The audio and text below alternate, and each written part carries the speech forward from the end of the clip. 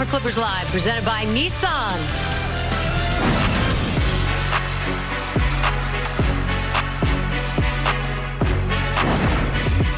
Well, we heard Serge Ibaka tell Christina Payne post-game, we knew we had to come out, be aggressive. This is a young team. We kind of have to meet their energy. And so we saw the aggressive Clipper posture early, padded that lead. It was nice and healthy by the time they got to halftime. But the antics continued because these kids put up a fight. So Kawhi Leonard probably spent more time in that fourth quarter than you would have liked. But the Clippers keep the win streak alive as you're seeing Corey McGaddy in downtown Los Angeles. It's another W for the Clippers. I guess what I liked most of all is we kind of pour into this box score. This was a different way to win the game. We've gotten used to these Clippers shooting from deep and just destroying teams. They didn't have that going on tonight, so we got a different look as they damaged the paint. Well, overall, when I look at this, the stat sheet, you know, Serge Ibaka said one thing in the press conference, practicing good habits. And if you look at their defense, they did a great job of understanding it. They didn't shoot the three particularly well, 10 for 13. But the way they moved the basketball, the way that they were basically brought a lot of energy on the defensive end, it allowed them to generate a lot of transition points.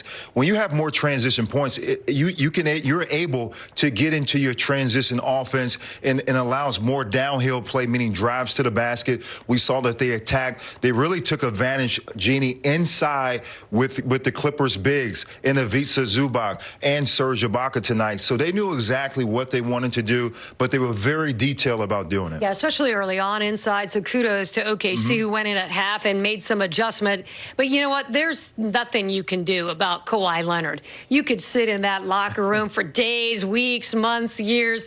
He's unstoppable. Well, again, at the stat, he's 10 for 21 he had 31 points again, back-to-back 30-point games. He got to the foul line. I love getting to the foul line, 10 for 10. But before you know it, like he had 16 points, and then it's just like, how did Kawhi get 31 points? Because he stayed patient. He played within the offense. The ball movement got back to Kawhi. They ran a lot of plays, a couple of down screens for Kawhi to get to that low post. But when he shoot the basketball, I mean, he was 1 for 7 for the three. But he attacked the basket. That's what you want from your star player. If you're not shooting the three very well, if you're not really getting to your spot, you attack the basket. He did that, getting to the line. But right here, I love when he took advantage of the smaller defenders in that low post. That is his signature shot, to get down the mid-post, take advantage of that, look over the defense, pass, make some passes to his teammates, but he continues to do it every single game. That's why he's our Comrack's highlight of the night. No, by the way, he had 8 rebounds in there as well. So it's a superstar that's not afraid to roll up the sleeves and get in there and get dirty like he has to. And speaking of getting down and dirty, the defense, what did you think of the Clippers' D tonight? I love their defense. Okay, there we go. I love it. I mean, it's even better. I thought at times last year they had good defense, but this year it's totally different. It's a lot more continuity. You can tell that they're talking a lot. And when you talk about your defense, it has to be a lot of communication on the floor. And if we look at this video, you see more communication. You see the team playing with a lot of energy. Right now, it's you help the helper. Nicholas Batum gets beat a little bit off the dribble. He goes back and get a shot block. Kawhi Leonard takes his time. There you go again. Nicholas Batum. He's in the plate. There's Nicholas Batum again with another block. They knew exactly. I'm just going to keep saying his name again. Nicholas Batum gets another block. Look at Serge Ibaka and Luke Kennard right now patrolling the paint. Kawhi Leonard gets a steal, but they just did a great job. And I love this right here. Let's talk about this. The first play starts with the switch. Marcus Morris is communicating early to Kawhi Leonard. Right now, if that backdoor cut happens, you have Paul George waiting in the back, Genie. Good individual defense right there by Marcus Morris, and a great stunt by Luke Kennard to force Shai Gilgeous-Alexander to make a play. Right again, Serge Ibaka takes his time. He plays individual defense. Again, right here starts with Marcus Morris digging, taking a stunt. Luke Kennard sees the play, gets a deflection, and forces his team to attack with 3 seconds on the shot clock. Great individual defense again, Serge Ibaka recognized the play, and Kawhi Leonard is waiting. If it's the pass in the corner, he takes a play. But they made the pass to that half-court area, and he gets the play. He stops the basketball. It's just great individual defense by every single player on the floor, and that's what you like. I know Coach Ty Lue would show that defensive sequence in their film session because that's what you want. You want everyone to get in on the defense and play the right way. 5 blocks in that first quarter. So the defense situations, just getting to know each other out there on the court, getting to know the systems that Ty wants to run, and then having trust in each other. Yeah, it's really about trust on the defensive end.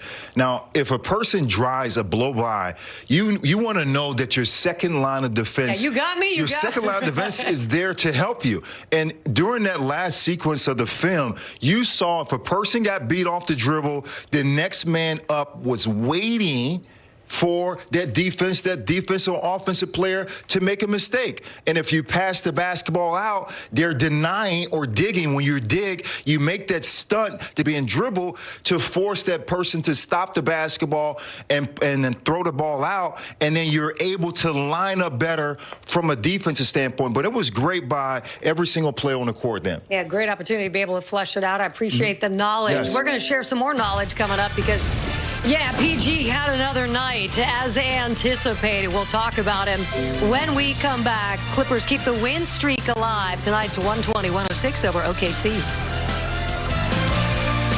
Clippers Live is brought to you by Nissan. Choose Nissan today for great offers. Live is brought to you by CarMax, official used car retailer of the LA Clippers. And by Sweet James, your accident attorney's official attorney of the LA Clippers. OKC secured the very first bucket of the game, and that was the very last time that they led. The Clippers carried it from there, 120-106. The outcome at Staples. This situation is one of those series that the NBA has put on the calendar to try to get around a lot of the protocols and make travel a little easier. So OKC gets pounded down tonight. They're going to hang out in L.A., and we will see them on Sunday. If they had enough of Paul George today, I guess that's just too bad because there's another helping coming on Sunday. Not a lot of recovery time. Well, he started off basically, it was 7 for 7 for the field, and he took that last second shot in the end of the first half, and he missed the 3. But Paul George continues to stay aggressive. You know, he gets this ball screen, he gets to the basket, and that's, I think, far as when you look at his season this year, is more attacks to the basket. I love what they're doing. They're trying to isolate him a lot on a low post, maybe to get a spin. We all know that he's shooting the 3 exceptionally well. But if I had to nitpick on Paul George, it's really trying to take care of the basketball. And we just spoke a little bit about it. It is more about reason. A lot of times coaches make adjustments on players. But in order... Back that up, because we talk when you guys go away. But and so I asked Corey, Paul George has mentioned that he's doing a lot more reading this year and as trying to be more of a playmaker, if you will. So how much of that weighs on you as you are facilitating, just being you, the superstar PG, and then you realize, I got to look to pass this one as well? Well, the ball is in Paul George's hand a lot during the game. So sometimes when the ball is in your hands, you might have those turnovers. But again, now Paul George understands that he needs to make reads and he needs to score. And a lot of that is about the adjustments. Sometimes you have careless turnovers. But for Paul George, he's trying to make the right play. Sometimes you can actually just shoot the basketball instead of making those tough passes or trying to dribble in between two players, even though Paul George is that type of player that can split the defense and get through the paint and attack the basket. But I think that's something that, even Ty Lue and the coaching staff, maybe Chauncey Billups, they're talking to him about it. And Paul George is very aware about it when your turnovers, because you really need to cut that down. I think he's at about 4.5 a game. So I'm looking at it as if you want to get better as a team, you want to cut down on your turnovers, because turnovers for really good teams leads to easy transition points, fast break. It leads to open threes, and sometimes it puts your team in a position where you can get in foul trouble, which allows that team to get into the penalty early if they're down 5, and all of a sudden you got 3 or 4 fouls and you're at the foul line, and it changes the momentum of the game. Well, you need some proof of that. All you have to do is look at the last outing with the Sacramento Kings, because that's pretty much what happened. The amount of points the Clippers got off turnovers, how many times they went to the line. Makes sense, Professor Maggette. Thank you. All right, double-double tonight for Serge Ibaka. We kind of talked about this at some point during the game. They wanted to ignite him early, and it was fun to watch because he was very active in the paint. You look at it like maybe he had a little frustration against OKC. He played there for 7 seasons, I believe. Was a little payback. But, I mean, listen, you can't put a little man on Serge Ibaka. You're playing with a smaller lineup. He took advantage. He attacked the basket. He got to the offensive glass. And his teammates saw that we need to get Serge the basketball. He's really hot right now. We want to feature him down in the low post. So you saw early in the first quarter that Kawhi went to Serge Ibaka. PG went to Serge Ibaka. Then Lou had 7 assists early on in that first half that he got the ball down to Serge Ibaka. So I just love that, coming back from a 1-for-6 shooting night the last game, to get activated and get 17-11, 7 for 8 from the field. Way to go, Serge. In fairness, he was under the weather, so I'll let him have a rough shooting night because he made up for it tonight. All right, when we come back, we're going to go back over to Staples Center. Coach Ty Lue has made his way to the media room. We are going to listen in, get his 2 cents on this one, and a good look at Zoo. It's 3 quarters, and, you know, one thing about this team is they always compete, and there's always individual accountability. And I like this. So, yes, I was texting with Billy Crystal during the game, and he was glowing about Oklahoma City and how hard they're playing, and they got, you know, they cut it down to 10 points. I said because they compete always.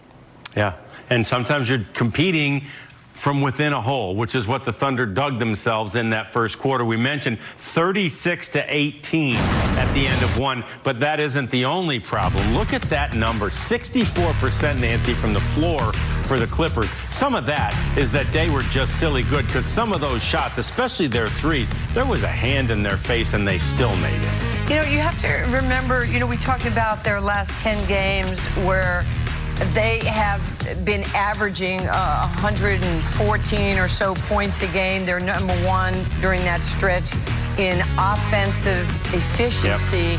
And you can see it. Their spacing, the shots that they get.